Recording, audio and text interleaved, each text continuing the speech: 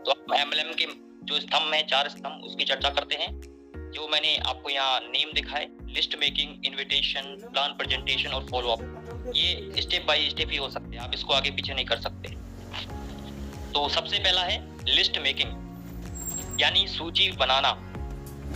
आप जिन लोगों को जानते हैं, पहचानते हैं, उन लोगों की सूची आपको बनाना चाहिए। पर ये कब बनाना चाहिए? ये बनाने के लिए आपको एनवी शॉपी के सिस्टम में होना चाहिए।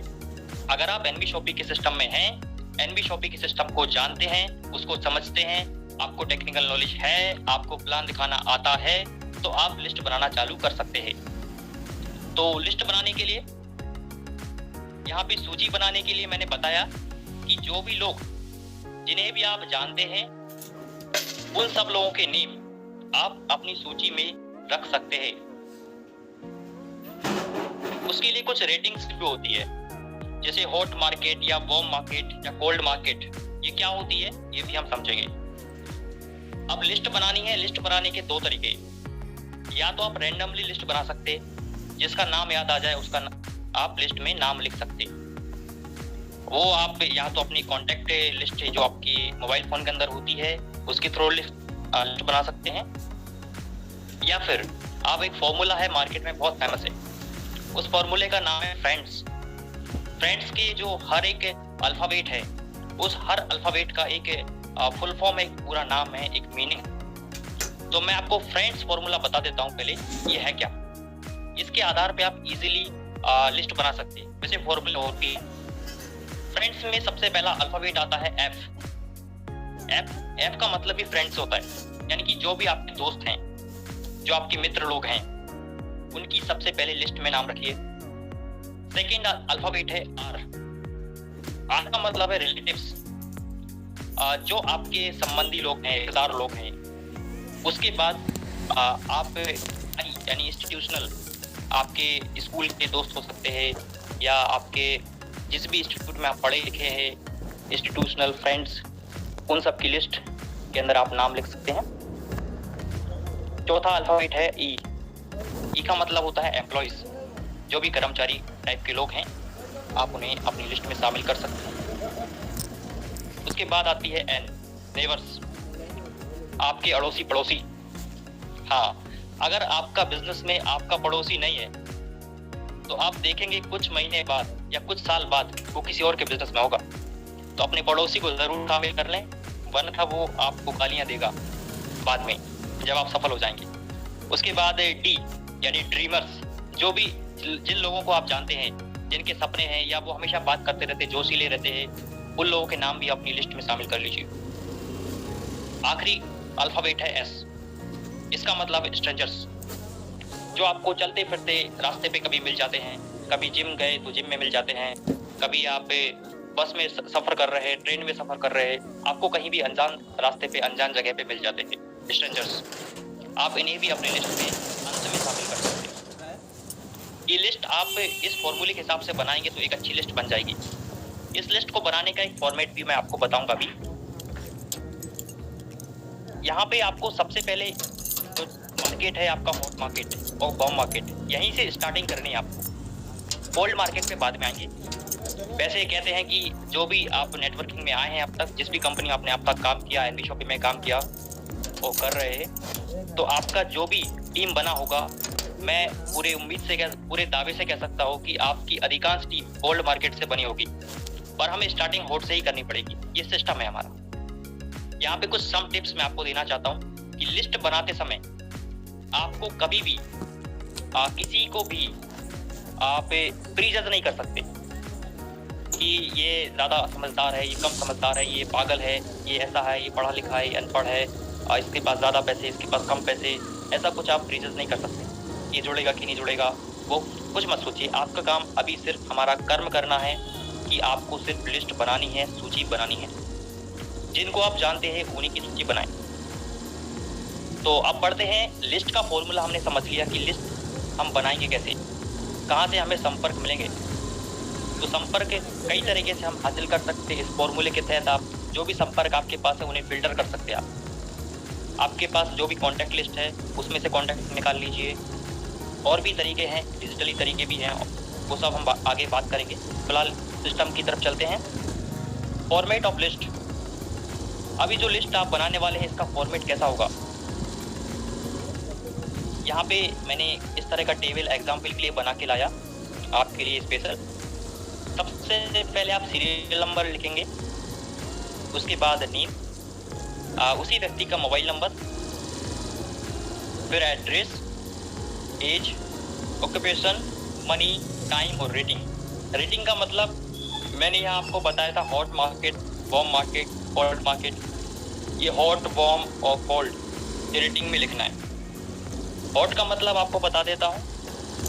हॉट का मतलब होता है कि वो लोग जो आप पर बहुत भरोसा करते हैं, आपकी बात मान सकते, जो आप पे 100% बिलीव कर सकते, वो हॉट मार्केट होती है। वार्म मार्केट जो आपको भरोसा तो करते पर उतना भरोसा नहीं करते, कभी करते कभी नहीं करते, वो वार्म मार्केट है। और कोल्ड मार्केट जो आप पे भरोसा ही नहीं करते, यानी कि वो स्ट्रेंजर्स की बात हो रही है, अनजान लोगों की बात हो रही है। तो अगर जो आप पे भरोसा करते हैं उनको आप रेटिंग में हॉट डालिए, जो कम करते हैं उनको वार्म डालिए, जो स्ट्रेंजर्स है उसके आप कोल्ड डालिए रेटिंग में। इसके बाद इससे पहले मैंने टाइम का कॉलम बनाया। टाइम का मतलब है कि उस व्यक्ति के पास समय है कि नहीं, वो कर्मचारी है, बिजनेसमैन है, स्टूडेंट है, क्या है। अगर स्टूडेंट होगा तो समय होगा, आप ए करके लिखिए, ABC करके। आप टाइम में जिसके पास ज़्यादा समय होगा उसके पास ए लिखिए, कम समय होगा B लिखिए, और बहुत कम समय होगा C लिखिए। ठीक इसी तरह मनी में भी ऐसा ही है। मनी वाले कॉलम में अगर ज़्यादा मनी है तो A लिखिए, कम मनी है, मिडिल क्लास है, B लिखिए, गरीब है तो C लिखिए। जो भी वो करता है, काम करता है, ऑक्यूपेशन में लिखिए। ये जो भी है अनुमानित उम्र जो आपको दिखाई पड़ती है उसके चेहरे से या उसके हाव भाव से, वो अनुमानित उम्र आप यहाँ लिख सकते। मोबाइल नंबर के साथ आप व्हाट्सएप नंबर भी लिख सकते। तो ये हमारा फॉर्मेट ऑफ लिस्ट हो गया कि इस तरह से आप फॉर्मेट बना सकते। आप चाहे तो कुछ नए कॉलम्स भी ऐड कर सकते, कस्टम कॉलम्स ऐड कर सकते, चीजों को फिल्टर करने के लिए वो अपने अकॉर्डिंग कर सकते। तो बेसिक इतना ही है इसका। उसके बाद आता है कि आपने लिस्ट तो बनाई, अब हमने लिस्ट बना ली, हमने 1 दिन लगाया, 2 दिन लगाया, जितना भी समय लगाया। अब वो जो हमने सूची बनाई है उस सूची को हमें आमंत्रित भी करना पड़ेगा, यानी कि लोगों को बताना भी पड़ेगा कि भाई हम किस लिए आपको आमंत्रित कर रहे हैं। तो हमने जो सूची बनाई उनमें से 1 to 1 करके आप 1 से स्टार्ट करेंगे, जहां तक आपने लिस्ट बनाई 100 बनाई तो 100 तक आप 1 to 1 करके लोगों को आमंत्रण करें। आमंत्रण इस हिसाब से करें कि अगर आपने 10 लोगों को आमंत्रित करना है तो आप 10 को ही करें। जरूरी नहीं कि आप एक के साथ 100 लोगों को कर दें। अगर आप होम मीटिंग कर रहे हैं तो वो एक अलग बात है। तो अपने समय को देख के जरूर इन्विटेशन करते हैं। इन्विटेशन करने से पहले 3 चीजें ध्यान रखिए। वो है हमारा सेल्फ कॉन्फिडेंस। सेल्फ कॉन्फिडेंस, आत्मविश्वास। तो आत्मविश्वास आपके पास भरपूर होना चाहिए। आपको इसलिए होना चाहिए क्योंकि मैंने अभी आपसे कहा कि जो हमारा उत्साह है वो नॉलेज के बिना मूर्खता की सिस्टर है। तो हमें मूर्खता की सिस्टर नहीं बनना है, इसलिए हमें जो सेल्फ कॉन्फिडेंस होगा वो नॉलेज के बेस पर ही होगा। तो इसलिए हम लोग ये बात कर रहे हैं कि आपको नॉलेज हो, चीज़ों की सिस्टम की नॉलेज हो, एनबी शॉपिंग की नॉलेज हो, प्लान की नॉलेज हो, तभी आप के अंदर सेल्फ कॉन्फिडेंस ऑटोमेटिक आ जाएगा अकॉर्डिंग टू नॉलेज।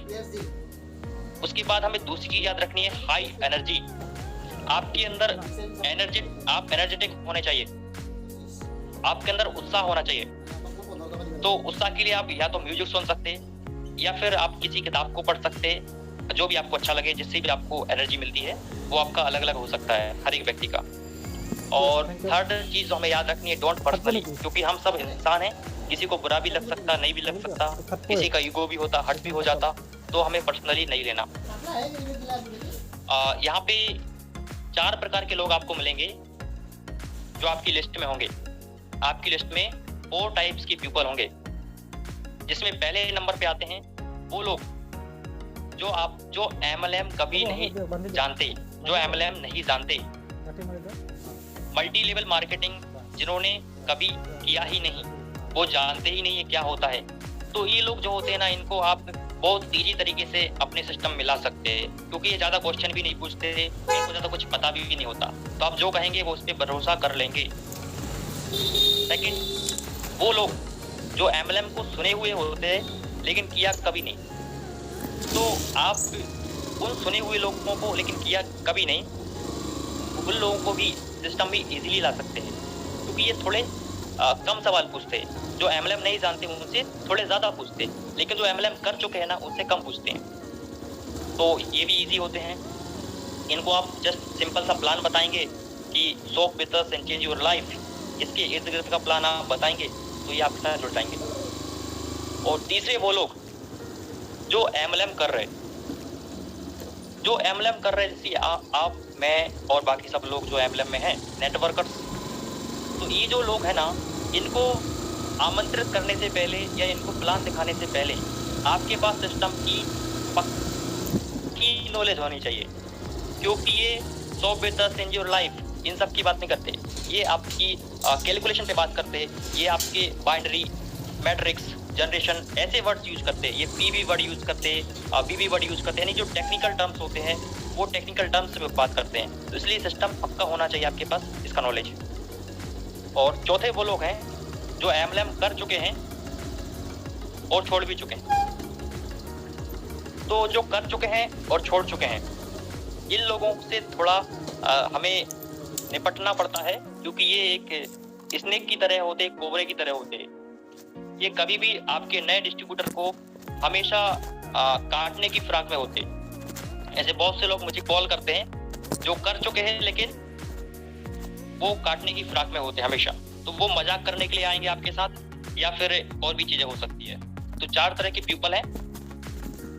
और जो कर चुके हैं, छोड़ चुके हैं, इनको हैंडल करने के लिए कुछ ऑब्जेक्शन हैंडलिंग क्वेश्चंस होते हैं। उन क्वेश्चंस के आंसर भी हम आगे चर्चा करेंगे। और यहाँ पे कुछ सम टिप है कि जब भी आप इनविटेशन स्टार्ट करें, आपको कॉम्प्लीमेंट के साथ स्टार्ट करनी है। किसी भी व्यक्ति को आमंत्रित करें उससे पहले उसकी कुछ तारीफ करें। तारीफ के साथ अच्छी आप आमंत्रण कर सकते हैं। सेकेंड टिप है सिंपल एंड शॉर्ट। अपने इनविटेशन को एकदम सिंपल रखें, शॉर्ट रखें, पूरा प्लान नहीं बताना है।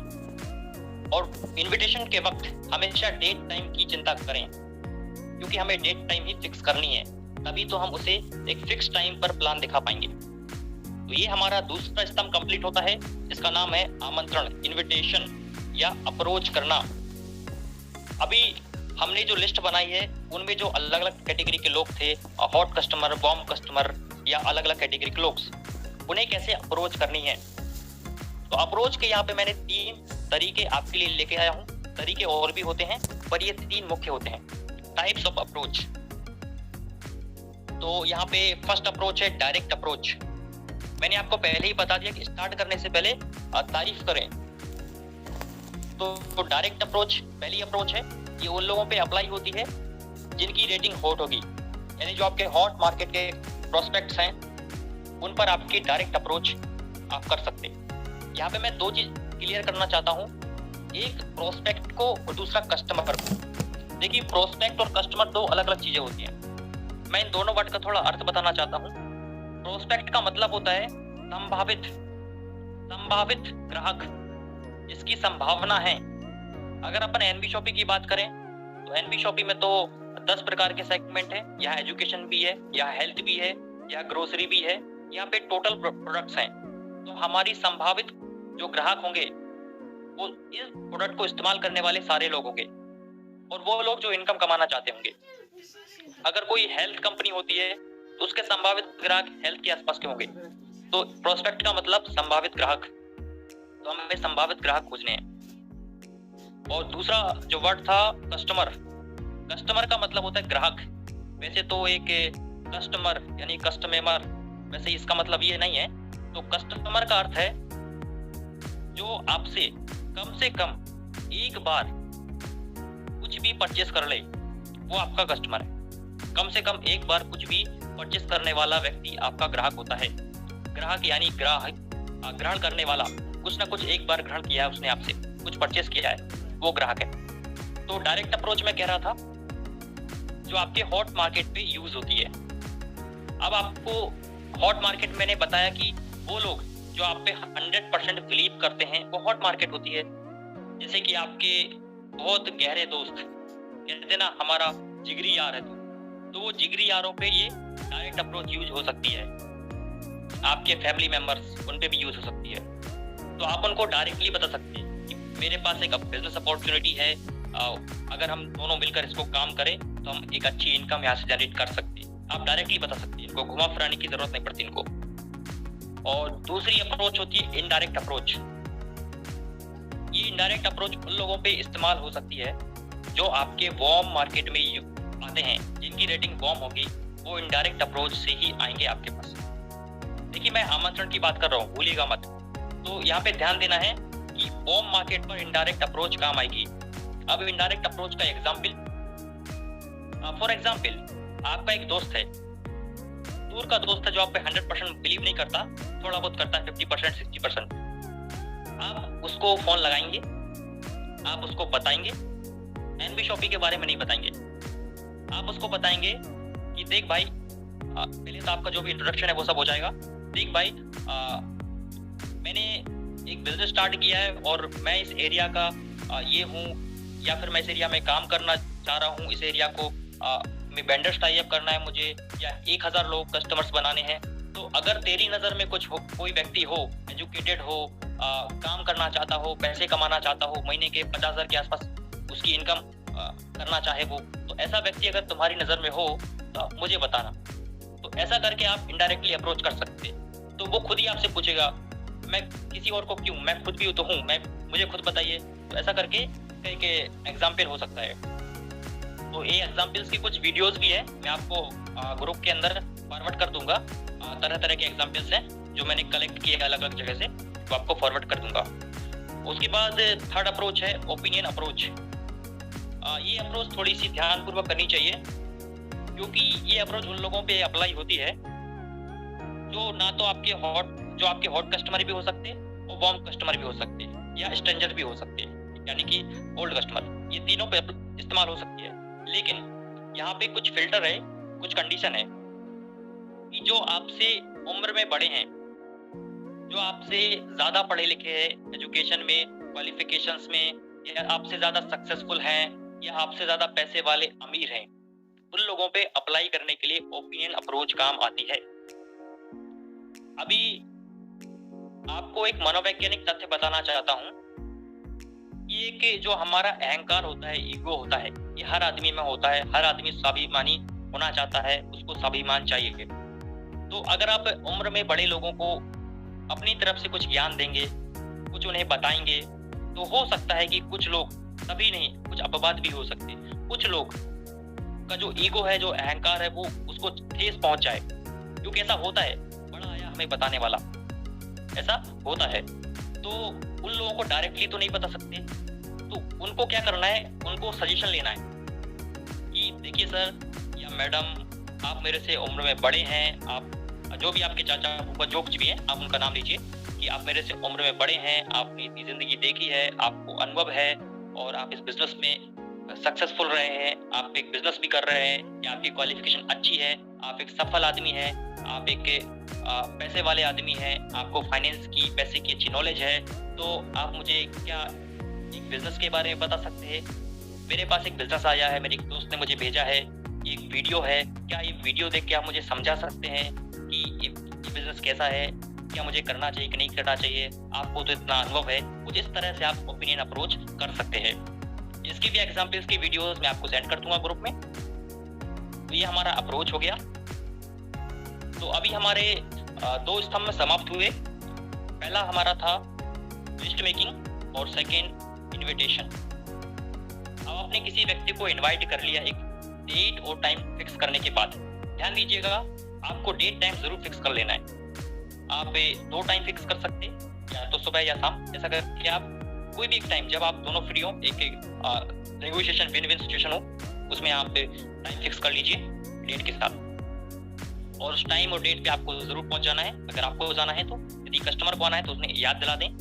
तो इस तरह से आप इन्विटेशन करते हैं। फिर जब कोई व्यक्ति को आप प्लान दिखाना चाह रहे हैं, प्लान प्रेजेंटेशन के लिए, तो उसके लिए कुछ टिप्स, जो सिस्टम है वो आपको बताता हूँ। तो यहाँ पे आपको 3 स्टेप में इस चीज को फॉलो करना है। फर्स्ट है प्लान दिखाने से पहले की तैयारी।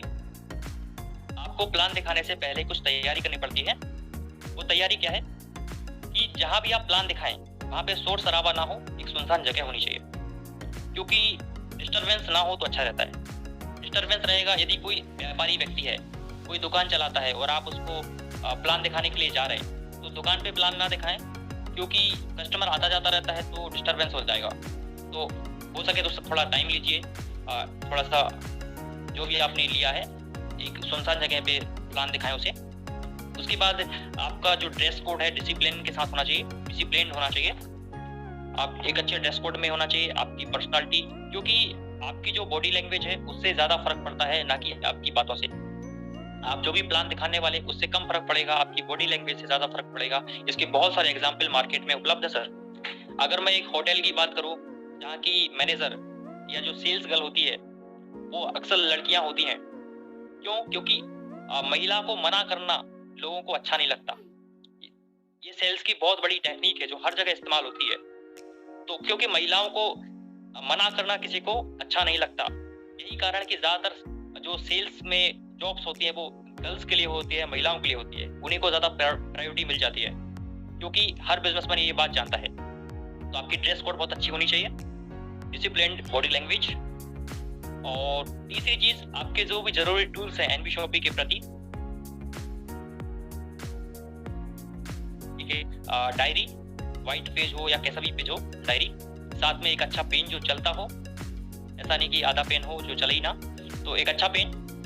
तो जो जरूरी टूल्स हैं जैसे कि डायरेक्ट सेलिंग के बारे में क्या बोलते हैं, गुड न्यूज़, जो एग्जाम क्या बोलते हैं, आपका पेपर जो होते हैं आपके अखबार, उन अखबारों में डायरेक्ट सेलिंग की कुछ न्यूज़ आती हैं, वो न्यूज़ की कटिंग भी आप रख सकते हैं अपने साथ।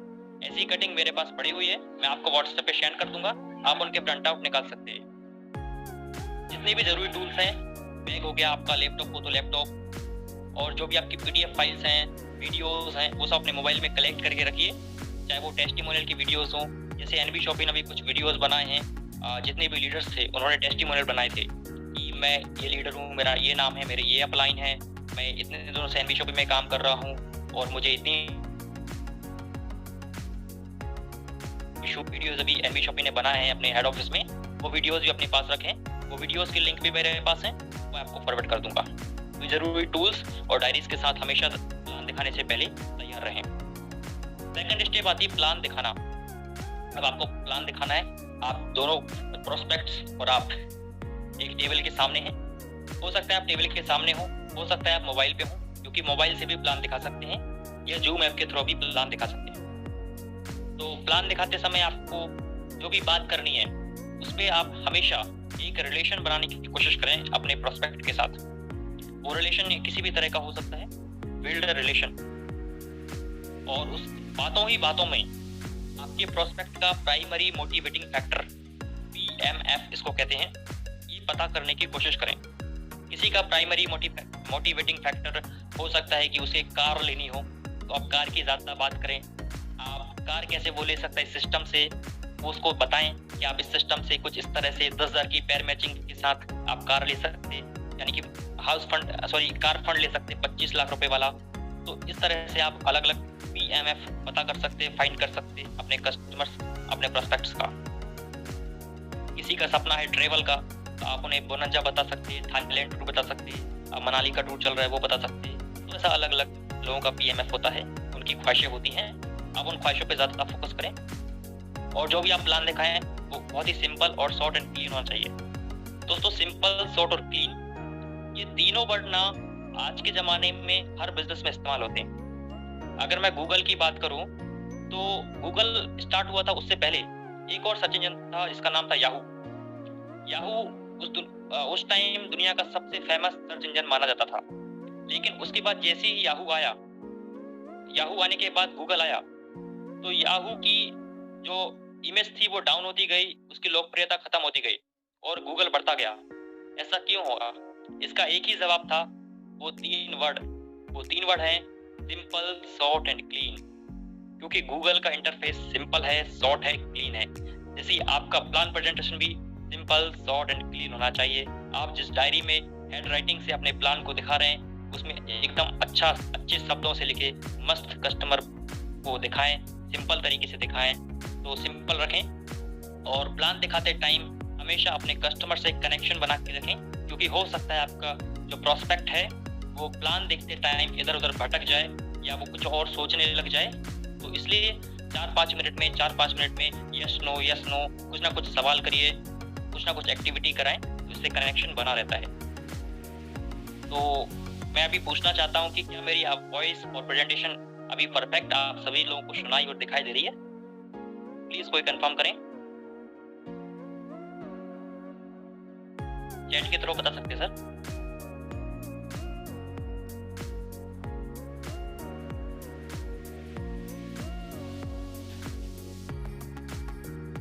ओके, अभी प्लान भी हो गया है और प्लान दिखाने के बाद जैसे ही प्लान खत्म हो जाए, उनकी ज्वाइनिंग लेनी हो, अगर तुरंत ज्वाइनिंग लेनी हो तो आप उन्हें कुछ ऑफर्स और ऑटोपूल के बारे में बता सकते हैं, क्योंकि ऑटोपूल और ऑफर्स अर्जेंसी क्रिएट करते हैं। कहते हैं कि जो भी आप बेच रहे हैं उसमें अर्जेंसी क्रिएट करनी चाहिए, इमरजेंसी क्रिएट करनी चाहिए, या खत्म होने वाला ऐसा एहसास दिलाना चाहिए। तो ऑटोपूल एक ऐसा ही सिस्टम है, क्योंकि इसमें जो जितना पहले आता है उसका ऑटोपूल उतना पहले आता है सर। जो जितना पहले एंट्री लेगा उसका ऑटोपूल उतना पहले आता है। तो इस तरह आप ऑटोपूल के बारे में बता करके अर्जेंसी क्रिएट कर सकते हैं। ऑटोपूल की भी हम लोग आगे ट्रेनिंग रखेंगे कि ऑटोपूल क्या है, पूरा सिस्टम्स को समझेंगे, कैसे उससे अर्जेंसी क्रिएट हो सकती है। और ऑफर्स बता सकते हैं, जैसे अभी मनाली का ऑफर चल रहा है 100 पैर मैचिंग सप्ताह में। तो अगर आज किसी को प्लान आपने दिखाया अर्जेंसी क्रिएट करनी हो, आप जस्ट मनाली का टूर बता दीजिए उसको, सर आज ही से स्टार्ट हो रहा है और आज ही अंतिम दिन है आपकी ज्वाइनिंग करने का, इस तरह से अर्जेंसी क्रिएट कर दीजिए। अब मैं यहाँ पे कुछ सवाल आपको बताना चाहता हूँ। ये 4 सवाल हैं और ये 4 सवाल ही 4 स्क्रिप्ट हैं या एक स्क्रिप्ट है कि जब आप प्लान दिखाएं उससे पहले आप इस चीज को फॉलो कर लीजिए। अगर आपको बातचीत करनी है प्लान दिखाने से पहले, रिलेशन बनाना है, पीएमएफ पता करना है, तो आप इन 4 चीजों को, 4 स्टेप्स को फॉलो कर लें। सबसे पहले आप अपने प्रोस्पेक्ट से पूछिए कि इस समय आपके लिए क्या जरूरी है, एट दिस टाइम आपके लिए क्या जरूरी है, क्या इंपॉर्टेंट है। हो सकता है जवाब में आपका प्रोस्पेक्ट अलग अलग उत्तर दे। वो आपको बोल सकता है मुझे पैसा चाहिए, या मुझे आपने कहा सर आपको कस्टमर क्यों चाहिए, तो वो कहेंगे सर मुझे कस्टमर बेस इसलिए चाहिए क्योंकि कस्टमर नहीं रहेगा तो सर दुकान नहीं रहेगी, प्रॉफिट नहीं आएगा, माल नहीं बिकेगा। तो अपनी समस्याएं बताएंगे। आप बोल दीजिए क्या होगा सर अगर ऐसा नहीं हुआ तो। आप जो सोच रहे हैं, आप जो प्लानिंग कर रहे हैं, क्या होगा अगर ऐसा नहीं हुआ तो वो बोलेंगे सर ये तो गलत है सर, होना ही चाहिए। जो भी है उनकी, जो भी अपनी मनोदशा है, जो अपनी दिल से निकालना चाहेंगे वो निकालेंगे।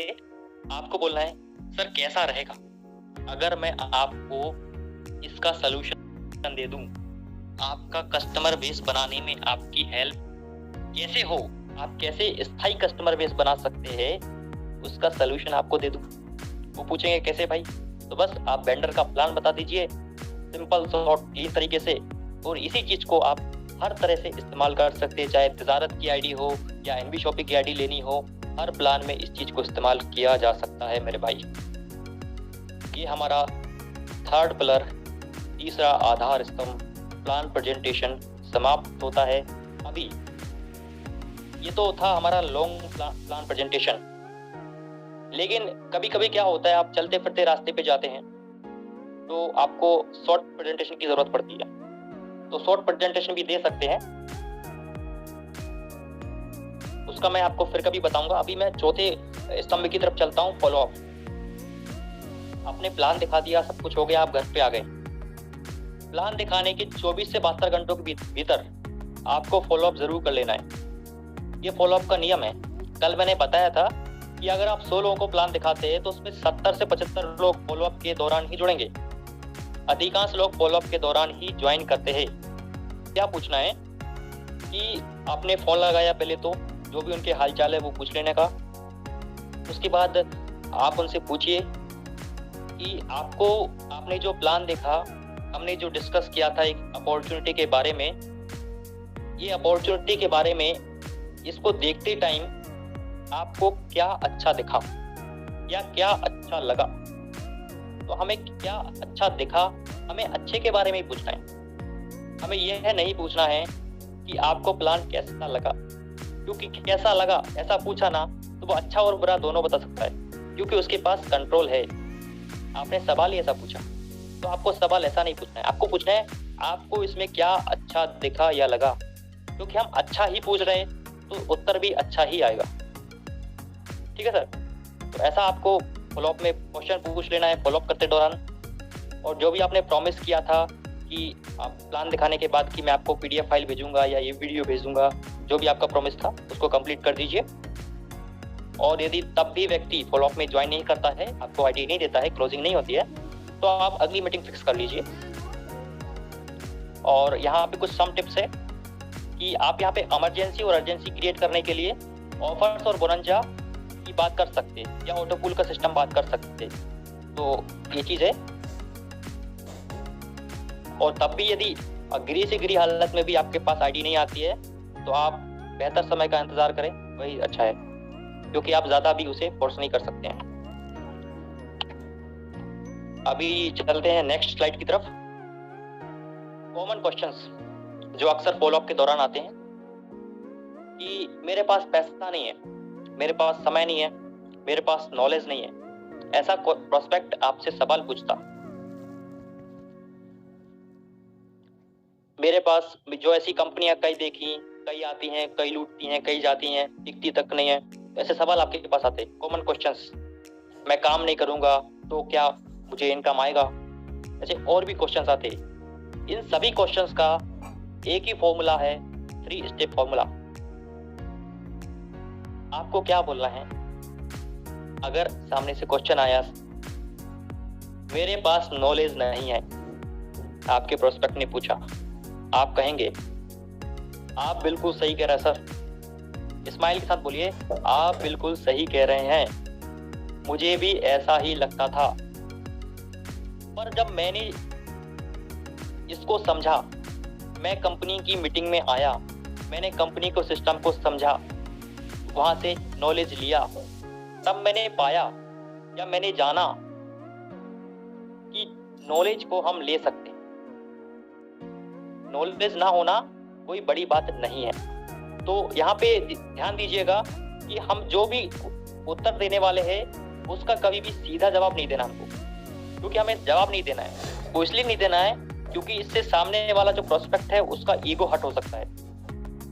तो हमें ईगो हर्ट नहीं करना है, हमें बातों में नहीं जीतना है, हमें तो बिजनेस में जीतना है। तो ये चीज़ याद रखना है, बहस बिल्कुल ना करें, क्योंकि जो लोग होते हैं ना वो लोग गलत नहीं होते, लोग गलत नहीं होते हैं, उनके पास जो इन्फॉर्मेशन होती है ना वो गलत होती है। तो हमें लोगों से रिलेशन खत्म नहीं करना है। तो फॉलोअप का जितना भी क्वेश्चन है उन सब का एक ही जवाब जो मैं इस्तेमाल करता हूँ कि सर आपका क्वेश्चन बहुत अच्छा है, आपने बहुत सही कहा है, आप जो कह रहे हैं आपके हिसाब से बिल्कुल सही है सर, आपकी जो इन्फॉर्मेशन है बहुत अच्छी इन्फॉर्मेशन है, लेकिन मेरे पास भी ऐसा ही सवाल आया था जब मैं ज्वाइन किया था, मेरे पास भी, मेरे दिमाग में भी ऐसा ही सवाल था, लेकिन जब मैंने कंपनी के सिस्टम को समझा, कंपनी ट्रेनिंग में गया, डेली अपनी अपलाइन को सुना, अपलाइन पे भरोसा किया, उनकी बातों को जाना, उन्हें जैसा कहा वैसा मैंने किया, तो मैंने जाना या मैंने पाया कि आज मैं आपके सामने यहाँ पर हूँ और आज मेरी इतनी टीम है, मेरे पास इतनी इनकम्स भी आ रही है। इस तरह से आप फॉलोअप का जो भी क्वेश्चन है उनको सॉल्व आउट कर सकते हैं। तो यहाँ पे आप सभी का बहुत बहुत धन्यवाद। हमारे 4 स्टेप्स कंप्लीट होते हैं, आप सभी को बहुत बधाइयाँ। और अभी मैं इसको थोड़ा स्क्रीन को